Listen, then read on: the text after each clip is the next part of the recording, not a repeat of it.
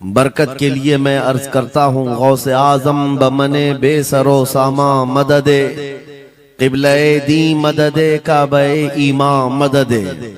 वाह क्या मर्तबा ए गौस है बाला तेरा, ऊंचे ऊंचों के सरों से है कदम आला तेरा। सर भला क्या कोई जाने के है कैसा तेरा, औलिया मलते हैं आंखें वो है तलवा तेरा। क्या दबे जिस पे हिमायत का हो पंजा तेरा, शेर को खतरे में लाता नहीं कुत्ता तेरा। अजीजा ने गिरामी वक़ार, आज की ये मजलिस पाक सुल्तानुल औलिया कंदीले समदानी महबूब रब्बानी सैयदना शेख अब्दुल कादिर जीलानी क़द्दसल्लाहु सिर्रहु शरीफ की बारगाह में खिराज अकीदत के लिए मुनाक़िद की गई है। और आज से ठीक 1 साल पहले मुंब्रा की सरजमीन पर मैं आपके सामने हाजिर रहा और जलसा भी था गौसे पाक का ही। फिर साल भर के बाद बराबर यही अय्याम थे, जमीन थोड़ी बदली हुई लगती है, लेकिन मिंबर पर मौजूद उलमा भी वही तकरीबन मुझे नजर आते हैं और सामने के चेहरे भी पहचाने नजर आते हैं और जलसा भी वही है। ये बात मैं इसलिए जिक्र कर रहा हूं तवज्जो के साथ। साल भर गुजर गया मुंब्रा में, मैं खिताब करके आपके पास से रुखसत हुआ, उस बीच मेरा आना जाना हो न सका। लेकिन इस 1 साल भर की मुद्दत में मुंब्रा वाले में से कोई एक बात भी बता दे, क्या कोई मेरे पिछले बयान से आज बयान करने के बीच का जो साल गुजरा है कोई फसाद हुआ है, या कोई कर्फ्यू लग गई है, या कोई फितना हो गया है, या लोगों में कोई भड़कने वाले मामलात हुए हैं, किसी के पास कोई रिपोर्ट आई है? और अगर नहीं है तो मैं ये बात खास तौर पर डिपार्टमेंट वालों से कह रहा हूं, जिनको हमारा नाम ले लेकर के ही इतना डराया गया है कि जलसा होते ही उनके हाथ पैर अलग अंदाज में रखते हैं, कि उनको ऐसा लगता है कि ये मौलवी आएगा अभी भड़काएगा और मुंब्रा में पूरी आग लग जाएगी। मियां साल भर पहले की रिपोर्ट भी आपके पास है, साल भर पहले भी इसी जगह से खिताब हुआ और आज फिर खिताब करने आए। उनसे मैं कहता हूं कच्चे कान न रखें, अच्छी रिपोर्ट लिया करें, अच्छी रिपोर्ट लिया करें। हम गौसे आजम के दरबार के कुत्ते हैं, हम फितना व फसाद मचाने या आतंक और दहशत फैलाने नहीं आते। हमको जो बोलना होता है वो खुफिया सुरंगों में नहीं, खुले मैदान में बोलते हैं। हमारी कोई खुफिया मीटिंगें नहीं होती, ढकी छुपी प्लानिंग नहीं होती। गौसे पाक के दरबार के कुत्ते हैं, खुले आम बोल रहे हैं, इसलिए कि आला हज़रत अजीमुल बरकत इमाम अहले सुन्नत मुजद्दिद वक्त अपने वक्त के अबकरी आलिम दीन है। लेकिन उनका भी हाल ये था कि वो डंके की चोट पर बोलते थे और लिखते थे, और फिर अपनी निस्बत पर ये फख्र भी करते थे कि मेरी किस्मत की कसम खाएं सगाने बगदाद, बगदाद के कुत्ते मेरी किस्मत की कसम खाएंगे। आला हज़रत फरमाते हैं मेरी किस्मत की कसम खाएं सगाने बगदाद, अरे हिंद में रह के भी देता रहूं पहरा तेरा। हम हिंदुस्तान में हैं, गौसे आजम के दरबार का पहरा दे रहे हैं। लेकिन साहब किसी को तकलीफ है तो मैं उनको एक बात बता दूं, थोड़ी बहुत आवाज हमारी ऊंची होती है, इसलिए कि जिस दरबान के हम कुत्ते हैं उस तरफ अगर कोई उंगली उठाएगा भौंकेंगे नहीं, फाड़ खाने की भी ताकत रखते हैं। मेरे अजीजों, कुत्ते का काम ही है, वो दरबान के दरवाजे पर होता है और वो निगरानी के लिए है। हमारी जुबानें नबी करीम सल्लल्लाहु अलैहि वसल्लम की इज्जत के लिए रखी गई, हमारी जुबानें, हमारी जिंदगियां अल्लाह के वलियों की हिमायत के लिए रखी गई है। और अगर उनकी हिमायत में ना बोले तो फिर क्या धोती कुर्ते वालों के लिए बोलेंगे? बात सिर्फ इतनी है कि स्टेज उधर भी लगते हैं इधर भी लगते हैं, आप चापलूसी किसी और की करते हैं और हम तारीफ किसी और की करते हैं। आप माल के पीछे भागते हैं और फिर आप मौजूदा हुकूमत जो भी मौजूद है उसके सिक्कों पर और उनके ओहदे पर और उनके मनसब पर देख करके आप बात करते हैं। लेकिन अल्हम्दुलिल्लाह हम फकीरों की आदत ये है, हम बरसों पुराने आबा व अजदाद से गौसे आजम के ही दरबार, उनके ही गुलाम हैं। इसलिए कि हमने ये सुना भी है और पढ़ा भी है, हमारे यहाँ निस्बत पर फख्र किया जाता है। और कैसी निस्बत पर? अरे हमारे वक्त का मुजद्दिद जब इस बात पर फख्र करता है, या गौस तुझसे दर, दर से सग और सग से है मुझको निस्बत। ये भी नहीं कहा डायरेक्ट गौसे पाक आपसे डायरेक्ट मुझे निस्बत है, ये नहीं कहा, बल्कि या गौस आपसे आपके दरबार को निस्बत है, आपके दरवाजे से आपके कुत्ते को निस्बत है और आपके कुत्ते से मुझ अहमद रजा को निस्बत है।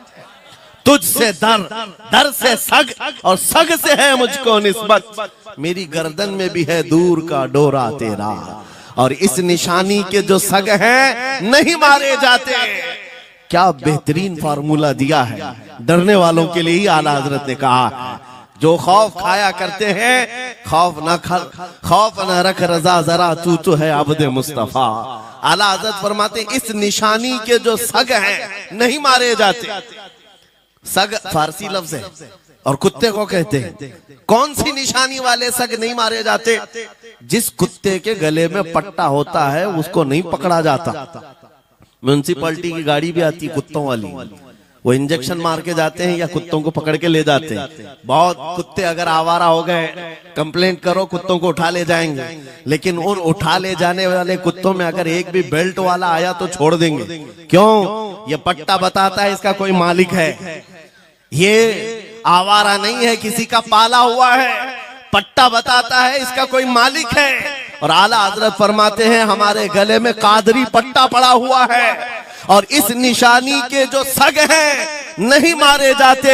हश्र तक मेरे गले में रहे कादरी पट्टा तेरा। गौसे पाक का ये निस्बत का पट्टा पड़ा हुआ है। ये अल्हम्दुलिल्लाह हमें बहुत सारी चीजों से महफूज रखता है। हमें जाहिर सी बात है आज इसी बात पर फख्र भी है। लोग मौलाना साहब कह रहे हैं हक बात कहना इस जमाने में नहीं, हर जमाने में दुश्वार रहा है, हर जमाने में दुश्वार रहा है। लेकिन ऐ नौजवानों, अगर तुम्हें अपनी निस्बत पर यकीन है कि मेरा पीर गौसे आजम जैसा है, मेरी निस्बत मुस्तफा करीम सल्लल्लाहु अलैहि वसल्लम से है, तो फिर खौफ किस बात का, डर किस बात का? इसीलिए हम डंके की चोट पर बोलते हैं, क्यों दबे जिस पे हिमायत का हो पंजा तेरा, शेर को खतरे में लाता नहीं कुत्ता तेरा। अजीजा ने गिरामी वक़ार, आज सुल्तानुल औलिया गौसुल आजम की बारगाह में हम खिराज अकीदत पेश करने आए। जो बातें मैं अर्ज कर रहा हूं वो गौर से सुने। करामात ये औलिया इकराम की जिंदगी का हिस्सा है, अल्लाह की तरफ से उन्हें दिया गया। करामत क्या है? ऐसा मुहय्यरुल अक़ूल काम, अक्ल को हैरत में डाल देने वाला काम जो आम इंसान नहीं कर सकता, आम इंसान की अकल में ना आए। अल्लाह के वली से सादिर होने वाला ऐसा कोई काम, उसको करामत कहते हैं। लेकिन करामत औलिया इकराम की विलायत को साबित करने के लिए जरूरी नहीं। औलिया इकराम की विलायत को साबित करने के लिए करामत नहीं दिखाई जाती, शरीयत पर इस्तिकामत ये विलायत की अलामत है। अगर वो मजबूती के साथ हर जमाने में अपने दीन पर जमा हुआ है, वो अल्लाह का वली है, वो अल्लाह का वली है। आज भी हमारी कौम औलिया को ढूंढने पर लगी हुई है। सुनो, अल्लाह का वली ढूंढना चाहते हो तो ढूंढने के लिए निकलते हैं और पीछे पड़ जाते हैं, देखते हैं ये ठोकर मार करके सोने का सिक्का निकाल सकता है कि नहीं निकाल सकता है। औलिया को इन्हीं बातों पर आज भी लोग परखते हैं, सोचते हैं कि अभी बाबा आसमान पर उड़ेंगे तो मैं समझ लूंगा अल्लाह के वली हैं, पानी पे चल के दिखाएंगे तो मैं समझ लूंगा अल्लाह के वली हैं। मैं यहीं बैठा हूँ, अचानक मेरे पास पैसों का थैला खोल के दे दें, अल्लाह के वली होंगे। यानी तुम एक जगह बैठे रहो, हलवा खिलाने वाले बाबा जिसको तुम समझोगे अल्लाह का वली है। मेरे अजीजों, ये जो चीजें तुम समझ बैठे हो अल्लाह के वली के लिए, ये जरूरी नहीं, बल्कि ये देखो कि वो नबी पाक की शरीयत पर कितना कायम है, मेरे नबी के रास्ते पर कितनी मजबूती से जमा हुआ है। मैं आपको पूछता हूँ, सय्यदुश्शुहदा इमाम अली मकाम इमाम हुसैन आजम से बढ़कर अल्लाह का वली कौन? अल्लाह का वली कौन है? सारे औलिया कराम की निस्बत वहां जाकर खत्म होती है। उस हुसैन आजम को देखे करबला के मैदान में अपने बच्चों की कुर्बानी के सामने भी जमे रहे, डटे रहे, करामत का इजहार नहीं किया, शरीयत पर इस्तिकामत लोगों को दिखाया। दुनिया में जैसी भी आफतें आ जाएं, मुसीबतें आ जाएं, अगर दीन मुस्तफा पर जमा हुआ है, इस्तिकामत के साथ खड़ा हुआ है, वो उसकी सबसे बड़ी विलायत है, वो सबसे बड़ा वली है। अल्लाह का वली वो है जो शरीयत पर जमा हुआ है, डटा हुआ है, कायम है। और करामात औलिया इकराम की जिंदगी का एक छोटा हिस्सा है, छोटा हिस्सा है, और इस्तिकामत ये बहुत बड़ा हिस्सा है। जमे रह जाना किसी बात पर, खौफ ना खाना बातिल ताकतों से, न डरना इन जालिमों से, ये औलिया इकराम की जिंदगी का खास वतीरा है। आज हम सबको जिस चीज की जरूरत है वो करामत की नहीं, इस्तिकामत। करामतें सुनते भी आया, अब करामत से आप ये समझते हैं कि काया पलट जानी चाहिए।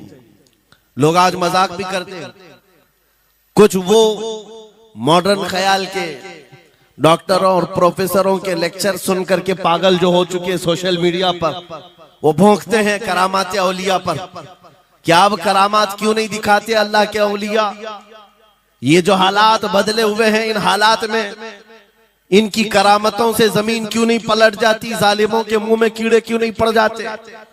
मेरे अजीजों, पूरी दुनिया करामात से नहीं चलाई जाती, वल्लाह मुसब्बिबुल अस्बाब, अस्बाब पर रखा है।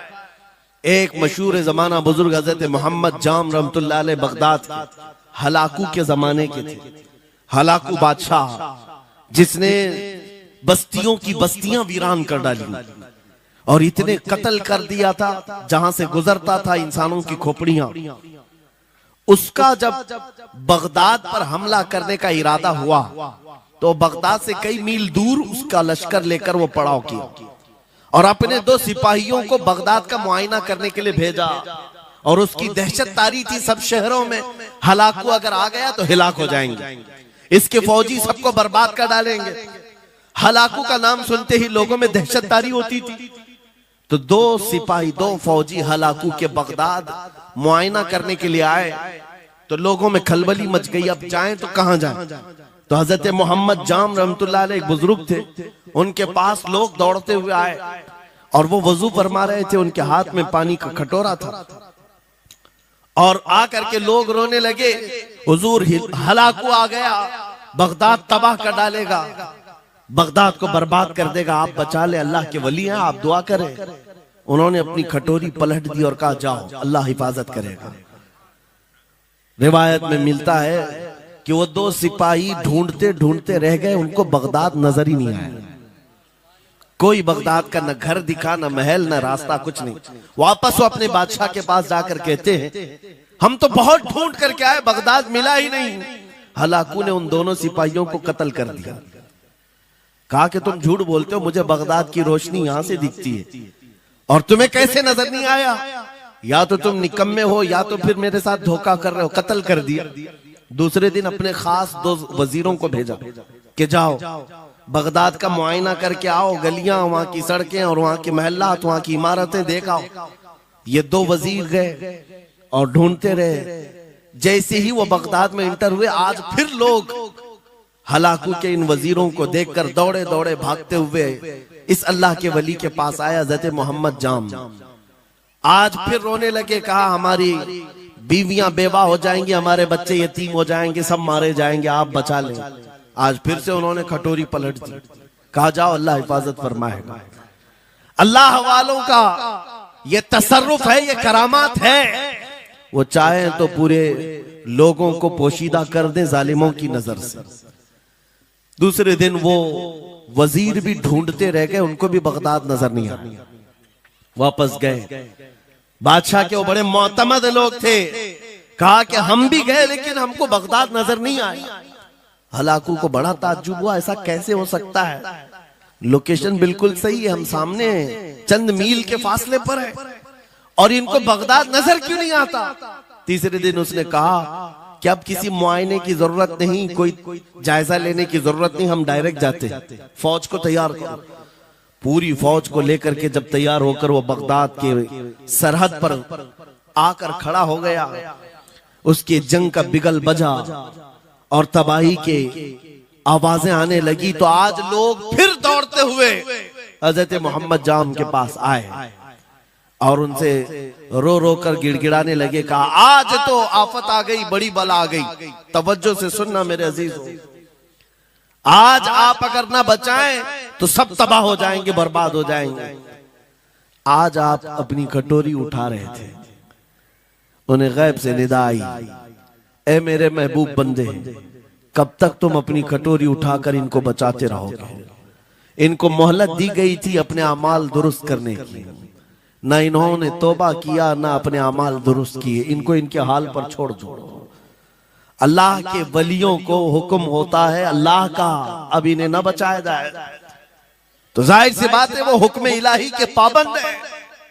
उन्होंने वो कटोरी छोड़ दी, फिर हलाकू दाखिल हुआ बगदाद में और ऐसी तबाही मचाई थी कि पूरे बगदाद की सड़कों में सिर्फ खून ही खून था, तबाह बर्बाद कर दिया, ईंट से ईंट बजा डाली। इस वाक़े को मैंने पढ़ा, उसके बाद ये महसूस हुआ अल्लाह के औलिया इकराम मदद जरूर करते हैं, लेकिन एक वक्त तक, जब वो वक्त आ जाए अल्लाह की तरफ से मना हो जाए कि ये कौम बड़ी सरकश है, अब इनकी मदद ना की जाए, तो फिर ये हाथ उठा लिया करते हैं और इनको हालात पर छोड़ दिया जाता है। अजीज़ान गिरामी वक़ार, औलिया कामिलीन की करामतों पर भौंकने वालों से भी मैं यही कहूंगा, वो चाहे तो पल भर में हालात हमारे बदल दें, चाहे तो जमीन को उलट पलट दें, लेकिन वो अल्लाह के हुक्म के पाबंद होते हैं। और लोगों के लिए ये बात है, नसीहत है कि जब ऐसे हालात आ जाएं, आप इधर उधर भागने की बजाय पहले अपने दिल की तरफ देखें, कहीं मेरे गुनाहों से दिल के धब्बे बढ़ तो नहीं गए, मेरा दिल सियाह तो नहीं हो गया। सच बताओ मेरे अजीजों, इतने सख्त हालात के बाद कितने लोगों को ऐसी तौफीक हुई कि रात का अंधेरा छा गया हो और तौबा करने का जज्बा बढ़ गया हो, रात के वक्त बैठ करके रोने लग गया हो। फिलिस्तीन के गज्जा के उन मुसलमानों की हालत सार को देखकर रूह अगर तड़पती है और तुम अपने अमाल की सेहत और दुरुस्तगी के लिए तौबा कर ले जाते हो, ये बहुत बड़ी नेमत है अल्लाह की। फिर तुम्हें किसी करामत के ज़ुहूर की जरूरत नहीं, तुम्हारा बदलना ही दुनिया के हालात को बदल देगा, सब बदल जाएगा। लेकिन अगर उन्हीं हालात पर बाकी रहे तो फिर करामत से भी तुम नहीं बदलोगे और ना हालात बदलेंगे, कोई चीज नहीं बदलेगी। इन्नल्लाह ला युगय्यिरु मा बिकौमिन हत्ता युगय्यिरु मा बिअनफुसिहिम। कुरान में मेरा मौला फरमाता है, बेशक अल्लाह ताला उस वक्त तक किसी कौम की हालत नहीं बदलता जब तक उस कौम को खुद अपनी हालत बदलने का ख्याल ना हो। हम अपनी जानिब से शुरुआत करें और फिर हालात खुद बदल जाएंगे, हालात खुद बदल जाएंगे। सरकार सैयदना गौसे आजम अब्दुल कादिर जीलानी रदी अल्लाह तआला अन्हु जिस हाल में बगदाद तशरीफ लाए थे, उस जमाने को याद करें, उस जमाने को याद करें। वो ऐसा जमाना था कि उस वक्त हक बोलना एक जुर्म हो गया था। शिया नवाज खलीफा मौजूद थे, हजरत अबू बकर, हजरत उमर का नाम लेने पर भी मस्जिद के दरवाजे पर कोड़े मारे जाते थे। ये वो हालात थे, उलमा की जुबानें गंग थी, बोल नहीं पाते थे, खुतबा क्या देना है वो बिल्कुल स्क्रिप्टेड, जो खलीफा वक्त चाहे बस उतना ही। आज जैसे सऊदियों के यहाँ ये रिवाज है, बादशाह की हिमायत में और बादशाह जैसा चाहे वैसी मस्जिद का मौलवी भी बोलता रहे। शरीयत क्या कह रही है, मेरे मुस्तफा करीम सल्लल्लाहु तआला अलैहि वसल्लम की तालीमात क्या कह रही हैं, इससे क्या सरोकार, बस उतनी बातें करो जितनी उनके बादशाह की हिमायत की। ये दौर गौसे आजम के जमाने का भी था। उस वक्त हक बोलना एक बहुत बड़ा जुर्म था, उलमा को कोड़े मारे जाते थे। आपको पता है उसी बगदाद में सिर्फ एक हक बात का ऐलान करने की वजह से इमाम अहमद बिन हंबल को 300 कोड़े मारे गए थे। उनकी पीठ झुक गई थी, उनकी रीढ़ की हड्डी टेढ़ी हो गई थी।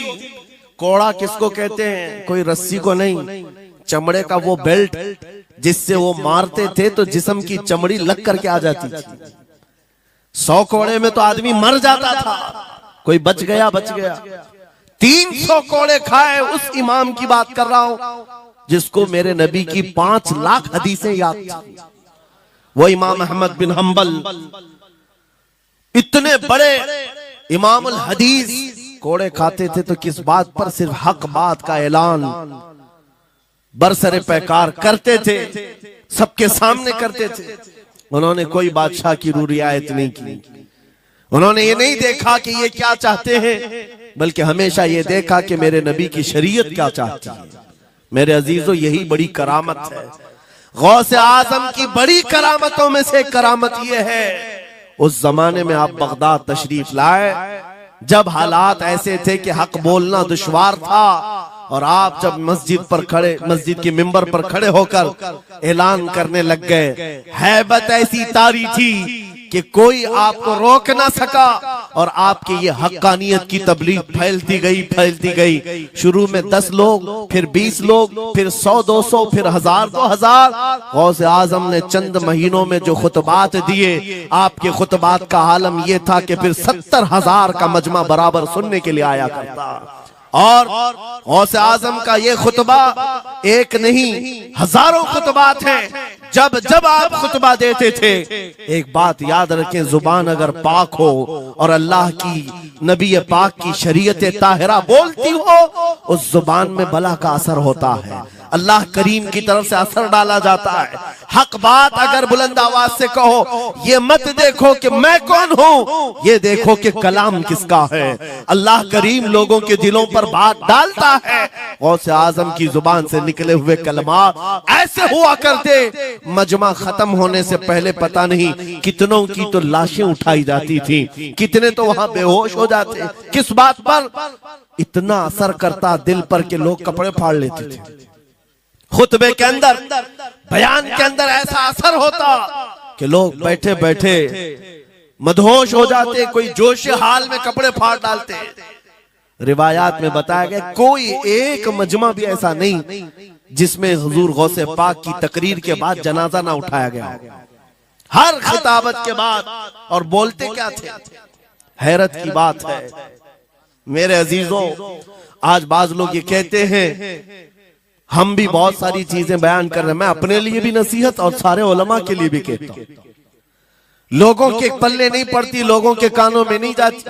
ये जुमा में आते हैं, सोते रहते हैं, जब इमाम खड़ा होता है नमाज के लिए तो ये झटका लेकर के खड़े होते हैं, बयान यूं ही चला जाता है।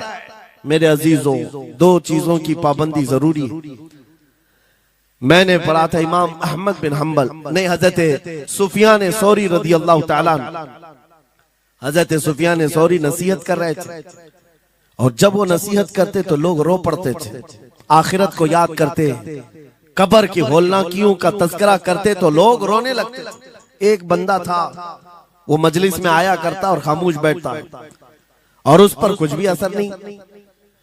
एक दिन उसने पकड़ करके पूछा हजरत सुफियान से, आप जब बयान करते तो लोग धाड़े मार मार कर रोते, मुझे तो कुछ नहीं होता, मैं तो ऐसे ही बैठा रहता हूं। आपने क्या फरमाया? आपने ये नहीं फरमाया कि तू बदतमीज है, तू बदमाश है, तू बद अमल है। फरमाया 2 में से एक खराबी हो सकती है, या मेरा दिल खराब होगा या तेरा दिल खराब होगा, इसलिए कि मैं बात रसूलुल्लाह की कर रहा हूं, इसमें असर तो होगा ही। 2 में से कोई एक खराब होगा, ये नहीं फरमाया कि तू ही खराब है। यहां पर हमारे लिए नसीहत है, बोलने वाली जुबान पाक हो और लुकमा हलाल का जाता हो, अल्लाह असर जरूर पैदा फरमाता है। सरकार गौसे पाक रदी अल्लाह ताला अन्हु मिंबर पर खड़े होकर बयान कर रहे हैं। क्या बयान कर रहे हैं? सुने, एक दिन आप हजरत अब्दुल जब्बार को बैठाए अपने बेटे को, वो बयान करते रहे, उसके बाद उतर करके आगे कहा, अब्बा जान आप जो बयान करते हैं उसमें जो रिक्कत तारी होती है वो मेरे बयान में नहीं होती, आप बयान करें। गौसे पाक मिंबर पर खड़े हो गए और सुनो, 70,000 का मजमा है। गौसे पाक की तकरीर क्या है? डायरेक्ट शुरू फरमाते गौसे पाक, ऐ लोगों मेरे घर में आज एक बड़ा हादसा हो गया। अपने घर का वाकया बयान कर रहे, मेरे घर में आज एक अजीब हादसा हो गया। अब्दुल जब्बार की माँ यानी अपनी बीवी के बारे में कह रहे हैं, उनके बेटे हजरत अब्दुल जब्बार कहते हैं, अब्दुल जब्बार की माँ मेरे लिए दही मट्टी की हांडी में जमा कर रखी हुई थी, एक छीके से लटकाई हुई। गर्मियों के दिन थे, आज मेरी भी ख्वाहिश थी दही खाने की।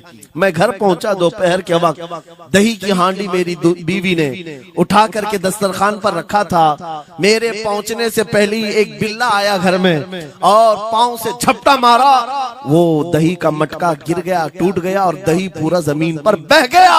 न माँ खा सका न मेरी बीवी खा सकी। इतना बयान करना था कि लोग भाड़े मारकर रोने लग गए, कपड़े फाड़ने लग गए, लोगों के अंदर जोश हाल से कैफियत बदल गई। मेरे अजीजों, कोई अपने घर का वाकया बयान कर रहा हो कि दही की हांडी फट गई, दही बह गया, इसमें कौन सी ऐसी बात है रोने की? ये हमारे और तुम्हारे लिए हो सकता है। गौसे आजम का मजमा भी अहले दिल का हुआ करता था, वो बसीरत वाले लोग बैठते थे। गौसे पाक क्या बयान कर रहे थे? गौसे पाक के बयान का मतलब ये नहीं है कि अब्दुल उनकी बीवी दही की हांडी जमाई थी और उनके लिए खाने का इंतजार कर रही थी। गौसे आजम अपने वाकये से दुनिया की हालत बता रहे थे, ऐ लोगों, जिस तरह मेरे घर में आज मेरे खाने से पहले दही का मटका टूट गया और दही बह गया, सबकी हालतें तकरीबन ऐसी होती हैं। इंसान अपने लिए इतना कमाता है, माल जमा करता रहता है, और जब उसके खाने का वक्त आता है मलकुल मौत पंजा मारकर रूह निकाल लेता है और सारा माल उसका धरा का धरा रह जाता है, ना वो चख पाता है ना खा पाता है। गौसे पाक रज़ी अल्लाह ताला अन्हु ये दुनिया की हालात बता रहे थे, और मेरे अजीजों आज भी वही हालात हैं हमारे, आज भी वही हालात हैं। हमने कमाने के लिए अपनी सेहत गंवा दी, रात नहीं देखा, दिन नहीं देखा, दौड़ते रहे माल हासिल करने के लिए, इतना जमा कर लूं, इतना जमा कर लूं, इतना जमा कर लिया, जब तक तो सेहत बिगड़ गई, शुगर भी आ गई, बीपी भी आ गई, और ऐसी बीमारियां लग गई कि आप इनको ठीक करने के लिए जितना जमा किया था खर्चा करते रहो। शेख सादी रहमतुल्लाह अलैह फरमाते हैं, ये दो कामों में तो इंसान की पूरी जिंदगी खत्म होती है। पहले कमाने के लिए सेहत गंवाता है और फिर सेहत बचाने के लिए माल गंवाता है। ये दो चीजों में गौसे पाक रज़ी अल्लाह ताला अन्हु की नसीहत यही थी कि इतना जमा कर ले जाते हो, इतना जमा करते हो कि फिर जब खाने का वक्त आता है तो मियाँ ऐसे हालात होते हैं कि नमक भी नहीं खा पाते, शक्कर भी नहीं खा पाते। दूसरी बातें तो छोड़ो, शुगर वाले शक्कर नहीं चख पाते, बीपी वाले नमक नहीं चख पाते। अरे ये बड़ी छोटी चीजें हैं, और माल देखो तो करोड़ों का है, अरबों का है, अरबों का माल पड़ा हुआ है, नमक नहीं चख पाते, शक्कर नहीं खा पाते। किसके लिए जमा किया था? और थोड़ी और बड़ी बीमारी हो गई तो पानी भी नहीं पी पाते, डायलिसिस चल रहा है, किडनी खराब है। कितने ऐसे लोग मिलते हैं आज, कितने ऐसे हैं जिन्होंने साफ मुझसे कहा कि डॉक्टर ने पूरा गिन करके कहा है कि पूरे दिन भर में जो है एक ढक्कन से पानी पीना, बोतल का जो ढक्कन होता है उस ढक्कन से बस बूंद बूंद चखते रहना, पानी ही ना पियो, इसलिए कि किडनी काम नहीं करती। ये दुनिया है मेरे अजीजों, हमने अपनी सेहत गंवा दी, पूरी की पूरी सेहत गंवा दी इसको हासिल करने के लिए। इसी को मेरे इमाम अहले सुन्नत फाजिल बरेलवी ने कहा था, शहद दिखाए जहर पिलाए, कातिल डायन शोहर कुछ, इस मुर्दार पे क्या ललचाए, दुनिया देखी भाली। लेकिन समझ में किसी को नहीं आता, उस वक्त समझ में आने लगता है जब जाने का वक्त होता है। जाने के वक्त हालात ऐसे होते हैं मैं अक्सर अपने टूर में देखता हूँ, उमरा पे जाते हैं, बगदाद पे जाते हैं, खूब आयश से रहते हैं, सबको पता रहता है प्लेन में सिर्फ 30 किलो का अलाउड है, लेकिन मार्केट में जाते हैं तो उनको कुछ खबर नहीं होती, सब खरीद रहे होते हैं। हो जाए खरीद करके लाकर रूम में भर दिए, और आज शाम में जाना है तो ठोस रहे हैं इस बैग में उस बैग में, नहीं घुसा। और उसके बाद फिर एयरपोर्ट पहुंचे तो कभी इसको रिक्वेस्ट कभी उसको रिक्वेस्ट, थोड़ा हमारा भी ले लो, थोड़ा हमारा भी ले लो। अरे वहां सबका 30 है, कोई लेने को तैयार नहीं। फिर खरीदा हुआ वहीं छोड़ करके हसरत भरी निगाह से देखते जाते हैं। किसी की खजूर छूटी हुई है, किसी के मुसल्ले छूटे हुए हैं, किसी के कपड़े छूटे हुए हैं। हर बार हम एयरपोर्ट पे देखते हैं, छोड़ करके जा रहे होते हैं, बड़ी हसरत से देखते हैं। मेरे अजीजों, ये कोई लतीफा नहीं, सेम यही हालात जब दुनिया से जा रहा होता है एक इंसान, मरने से पहले उसकी आंखें फटी रह जाती हैं। क्यों कहा गया है मरने के वक्त सबसे पहले उसकी आंखें बंद कर दो? क्योंकि वो अपना माल देख रहा होता है, अपनी औलाद देख रहा होता है, अपना घर बार देख रहा होता है। मैंने इसको बनाया था, इस तरह से कमाया था, इस तरह से इसको पाला था, ये सब देखता रह जाता है। उनमें से किसी चीज को उठा भी नहीं पाता, ले नहीं जा सकता। यहाँ तक कि ऐसी हालत होती है खुद जा भी नहीं पाता, दूसरों के कंधों पर सवार होकर जाना पड़ता है।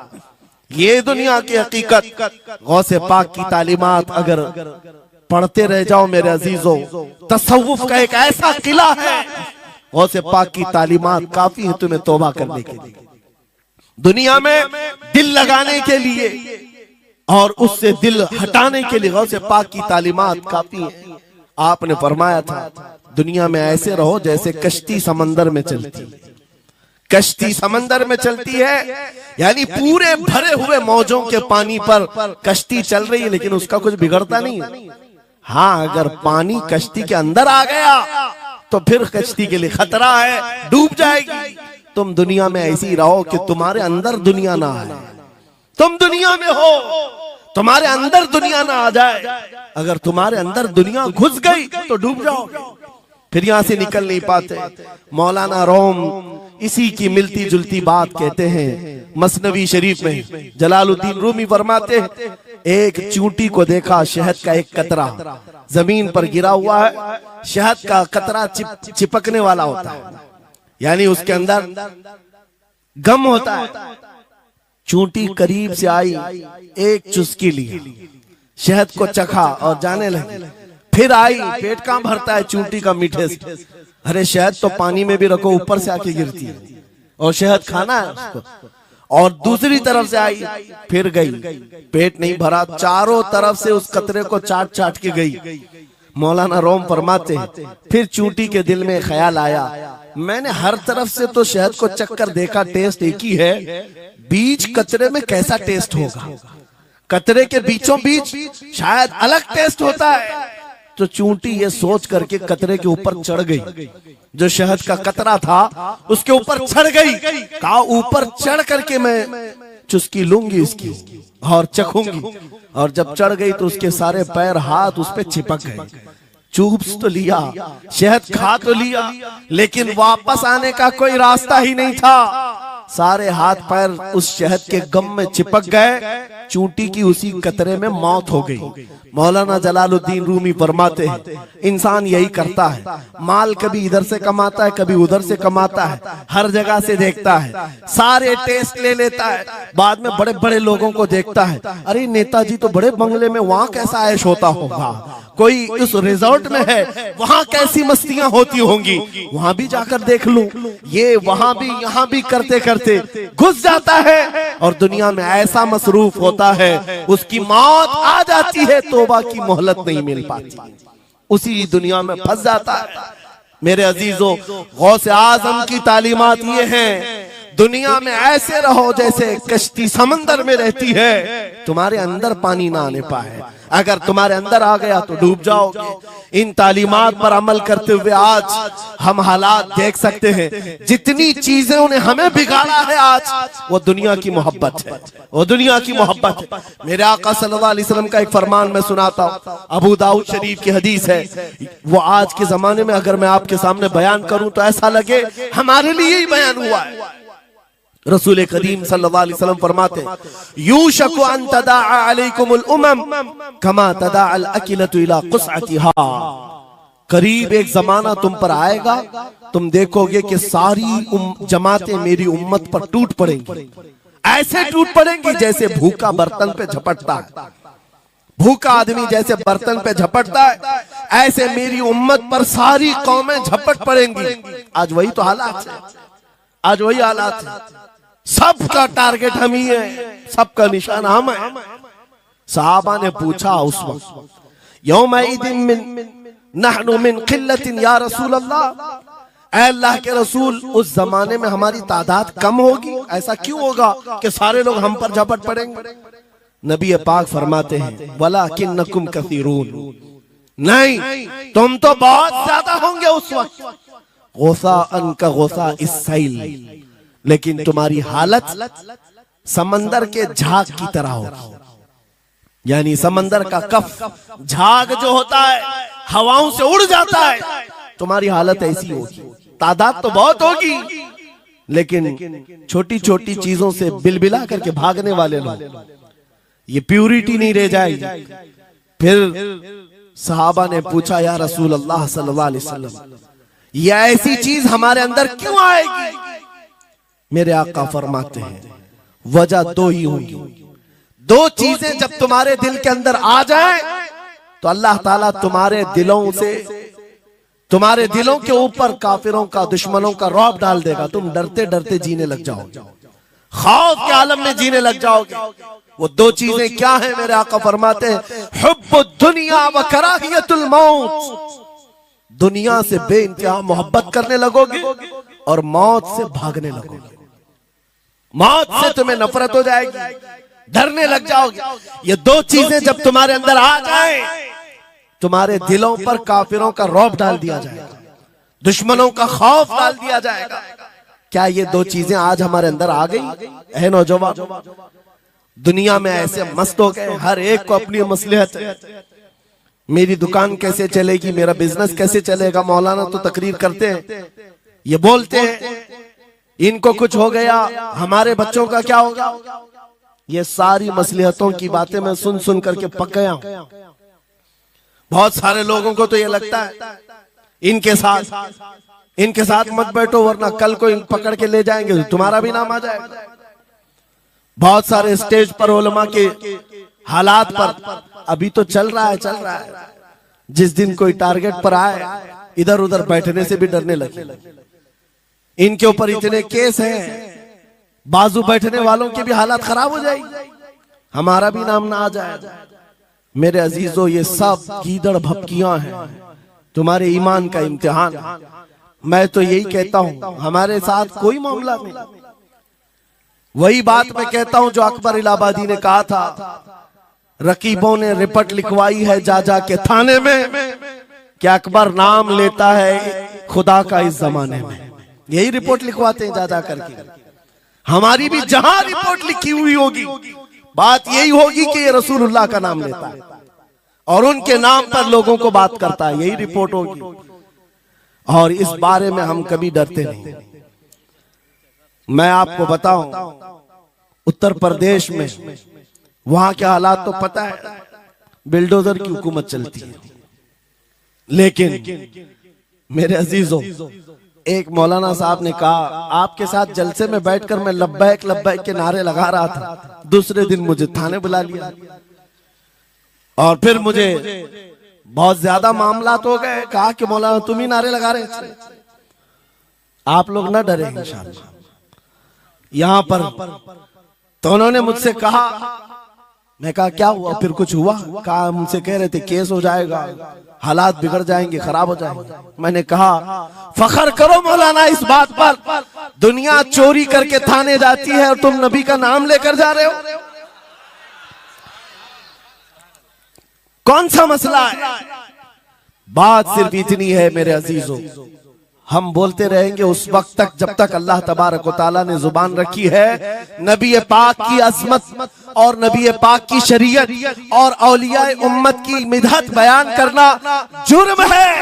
यह जुर्म हम 1000 बार करें, अगर ये जुर्म है 1000 बार करें, बल्कि हम दार पर भी, फांसी के फंदे पर भी ये जुर्म करेंगे, क्योंकि हमारे असलाफ ने हमें ये बताया है, जो जान मांगो तो जान दे दें, जो माल मांगो तो माल दे दें, मगर ये हमसे कभी ना होगा नबी का जाहो जलाल दे दे।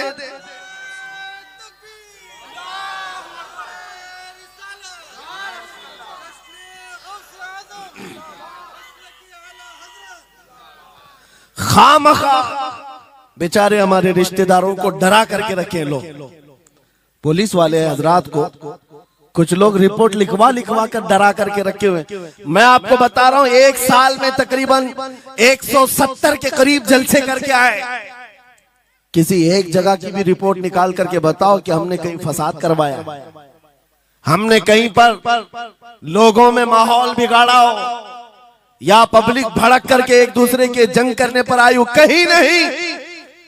अगर कौम को, सोई हुई कौम को बेदार करना तुम्हारे नजदीक भड़काना है, तो ये भड़काना तो बहुत अच्छा है मेरे अजीजों। हमारा काम सिर्फ इतना है, हम उन नौजवानों से बात कर रहे हैं जो अपने नबी के फिदाई हैं, जो अपने नबी के आशिक हैं, और हम सिर्फ उस लौ को और बढ़ाना चाहते हैं जो इनके सीनों में जल रही है। इनके सीनों में किसी और की नहीं, मेरे मुस्तफा के मोहब्बत की शमा है। अगर वो मध्यम है, हम उसको तेज करना चाहते हैं। बस मेरे नौजवान से मेरा मुतालबा सिर्फ इतना ही है, किसी की जय विजय क्यों पुकारे, क्या गरज हमको, हमें काफी है सैयद अपना नारा या रसूल अल्लाह, हमें काफी है सैयद अपना नारा।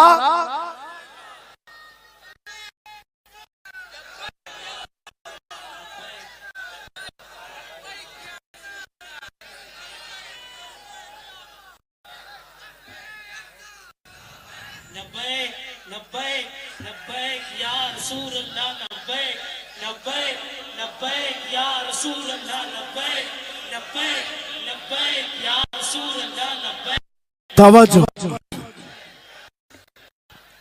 मुझे बताओ, मैं तो दूसरे वाकयात बयान कर रहा हूं, यहाँ आपके करंट सिचुएशन, यहाँ लोग बैठे हुए भी हैं, रिपोर्टर भी होंगे और हजरात को देख रहे होंगे। मुझे मैंने अभी बयान में कौन सा भड़काया, ये जो कह रहे हैं अपने नबी को पुकार रहे हैं। मेरे अजीजों, तुम्हारे इन नारों से असल बात ये है, दुनिया को ये लगने लगा है ये जिसके गुलाम है उसके पूरे होने लग गए, तो फिर अच्छे अच्छों की कुर्सियां हिलने लग सकती हैं।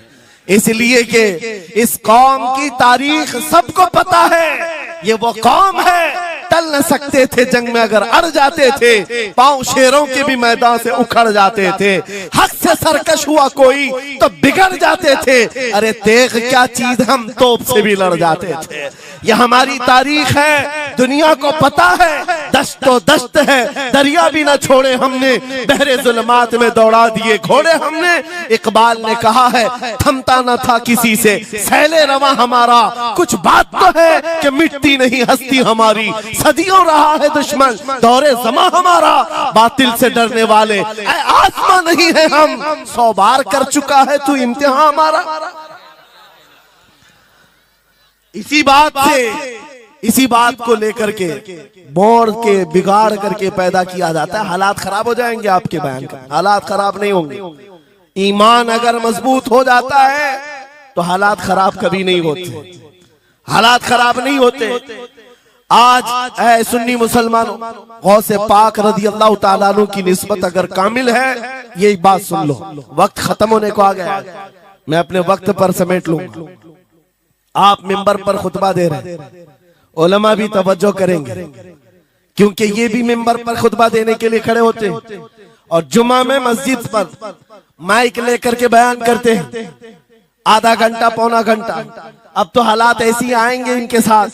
अब तक तो ट्रस्टियों की चिट्ठियां आती थी, सदर सेक्रेटरी बोलता था मौलाना ये नहीं बोलना वो नहीं बोलना, अभी इसके बाद और आगे से भी आएंगे और चिट्ठियां आएंगी कि मौलाना अभी आपको क्या बोलना है इस जुम्मा में।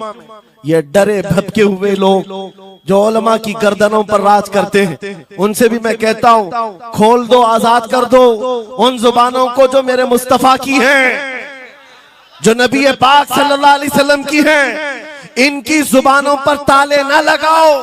या उलमा तुम्हारे दीन के मुहाफिज हैं, तुम्हारी नस्लों की शरीयत के मुहाफिज हैं। आज इनकी जुबानों को बंद करोगे, कल तुम्हारे बच्चे नबी का नाम लेने से घबराने लग जाएंगे, डरने लग जाएंगे। उलमा के गलों में और इनकी गर्दनों में रस्सियां न डालो।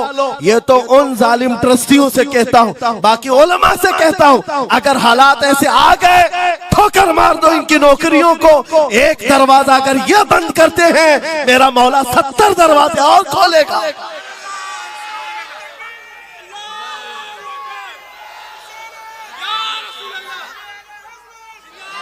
सुनो, गौसे पाक रज़ी अल्लाह ताला अन्हु किस बात से डरते थे? गौसे पाक का खुतबा बयान करने वाले मौलवी हजरात, उलमा सुने, गौसे पाक किससे डरते थे? उनको डराने वाला कोई ट्रस्टी था, कोई हाकिम था? बल्कि हालात ऐसे थे, एक बार खिताब कर रहे हैं मजमे में, बहुत बड़ा मजमा है, खिताब के बीच दरमियान अभी वाज हो रहा है, एक काला सांप गिर गया आपके कंधे पर। सांप गिर गया और गिरा ही नहीं, गिर करके फिर वो आपके गले के अंदर से दाखिल हो गया, आस्तीन में आया, आस्तीन में आया और फिर इधर आया। वो लौट लौट करता रहा। लोग जो मजमे में बैठे थे उन पर हैबत तारी थी, वहशत तारी थी। कोई जगह छोड़कर इधर उधर हो रहा है, लेकिन गौसे पाक का कदम डगमगाया नहीं, ना जिस्म के अंदर कोई हरकत हुई। आपका बयान कंटिन्यू जारी रहा, उसी तरह जारी रहा। वो सांप कभी आपके सामने आया, कभी इधर आया और घूम फिर करके वापस चला गया। बयान आपका मुकम्मल हुआ। लोग खड़े हुए पूछते रहे, या सुल्तान अल औलिया सय्यदी शेख अब्दुल कादिर जिलानी, आपके साथ ये जो माजरा हुआ, ये सांप इतना खतरनाक था, देख करके हैबत तारी थी और आप अपना बयान कंटिन्यू जारी रखे हुए थे, ये क्या माजरा है? गौसे पाक फरमाते हैं, वो सांप तो मुझसे कह रहा था, ऐ अब्दुल कादिर, तुझसे पहले 70 औलिया को भी मैंने ऐसे ही आजमाया है, 70 उलमा को मैंने ऐसे ही आजमाया है और आजमा कर चला गया। गौसे पाक क्या फरमाते सुनो, ऐ लोगो, तुम मुझसे पूछ रहे उससे डरता था या नहीं डरता था? बात सिर्फ इतनी है, मैं उस कादिर का बंदा अब्दुल कादिर हूं, उस कादिर का बंदा अब्दुल कादिर हूं। मेरे उसकी कुदरत पर ऐसा यकीन है, अगर मौला ने मेरी मौत लिखी है तो ये काले सांप से क्या, चूंटी से भी हो सकती है। और अगर मौत नहीं लिखी, इस तरह के 1000 सांप मेरे गले में आए, मेरी मौत नहीं आ सकती। मेरा उसकी कुदरत पर यकीन कामिल है, इसलिए मैं उसका बयान कंटिन्यू रखा, जारी रखा। आज मैं यही कहता हूं, ऐ सुन्नी मुसलमानों और इन उलमा से भी, अगर हमारी मौत लिखी है, छोटे से हादसे से भी हो सकती है, और अगर नहीं है तो वक्त का प्राइम मिनिस्टर भी तुम्हारी गर्दन पर पैर रखे, मौत नहीं आ सकती, क्योंकि कादिर मुतलक मेरा रब्बुल आलमीन है। वक्त का बादशाह भी तुम्हारी गर्दन पर तलवार रखे, नहीं आ सकती। आपको पता है चंगेज की तारीख? चंगेज एक जालिम बादशाह गुजरा है, बहुत बड़ा जालिम, जिसके सर पर 50 लाख लोगों के कत्ल का इल्जाम है। 50 लाख इंसानों का कत्ल मामूली है? उस जमाने का चंगेज, और वो मुल्क के मुल्क फतह करते हुए निकला था। एक जमाना ऐसा था मेरे अजीज, घोड़े पर बैठा हुआ चंगेज कुछ लोगों को, मुसलमानों को गिरफ्तार करके मैदान में खड़ा किया है और जल्लाद को बुलाया कि एक साथ सबकी गर्दनें उड़ाने लग जाओ। वो कितने लोग थे? 3 सफों में खड़ा किए हुए थे लोगों जिनका कत्ल होना था। लाइन से खड़े हुए हैं, सब अपनी अपनी बारी का इंतजार कर रहे। जल्लाद तलवार लेकर आया और जब पहली सफ वालों को कत्ल करने लगा, वो गर्दनें उड़ा रहा था। एक बूढ़े मियाँ पहली सफ में खड़े थे, वो जल्दी से दूसरी सफ में चले, पीछे वाली सफ में गए। बादशाह चंगेज घोड़े पर बैठा हुआ खिलौने से खेल रहा है और ये मंजर भी देख रहा है और हंस रहा है। बूढ़ा यहाँ से उधर चला गया, पहली सफ का काम तमाम, पूरे कत्ल हो गए। दूसरी सफ में जब कत्ल का ऑर्डर आया तो जल्लाद फिर गर्दनें उड़ाने लगा। दूसरी सफ, दूसरी लाइन को कत्ल करने लगा जल्लाद। ये बूढ़े बाबा जो है तीसरी सफ में चले, पीछे और एक सफ थी, यहां से बचकर तीसरे में चले गए। दूसरी सफ भी उड़ गई। उसके बाद बादशाह चंगेज कहा मार करके कहने लगा, बाबा जी अब तो इसके पीछे कोई सफ नहीं, ये तीसरी थी। अब कहां जाओगे?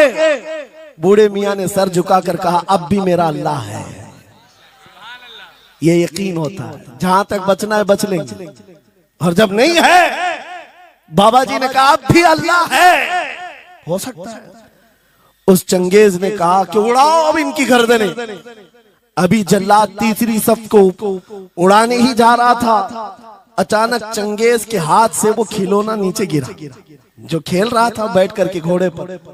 जैसे ही वो खिलौना उठाने के लिए नीचे की तरफ आया, उसका पैर जीन से निकल गया और घोड़ा अचानक बिदक गया, सरकश हो गया, और घोड़ा सर पर दौड़ने लगा, और ये एक पैर इसका जीन में फंसा हुआ है और सर नीचे जमीन पर है। अब घोड़ा दौड़ता गया, पता नहीं कितने पत्थरों से इस बादशाह का सर टकराता रहा। घोड़ा किसी के काबू में नहीं आ रहा। सारे सिपाही, सारे फौजी इस घोड़े को पकड़ने के लिए पीछे भाग रहे, लेकिन घोड़ा दौड़ता गया, इतना दौड़ा कि उस चंगेज का सर फट करके भेजा बाहर, मर गया। बहुत दूर जाकर के घोड़ा एक जगह रुका। बादशाह की मौत का ऐलान इतना बड़ा था, सारे सिपाही, सारे फौज बादशाह को लेने के लिए हाजिर आए। मियां पूरी सल्तनत तहबतह हो गई, हुकूमत बदल गई, सब खत्म हो गया, और जो कैदी थे वो आजाद होकर जाने लगे। वो बूढ़े मियां कहते हैं बाकी लोगों से, क्या मैं नहीं कहता था अल्लाह अब भी हमारे साथ है? मेरे अजीजों, एक बात याद रखो, हमारे लिए दुनिया द एंड नहीं कर सकती जब तक मेरा मौला ना चाहे, अल्लाह ना चाहे।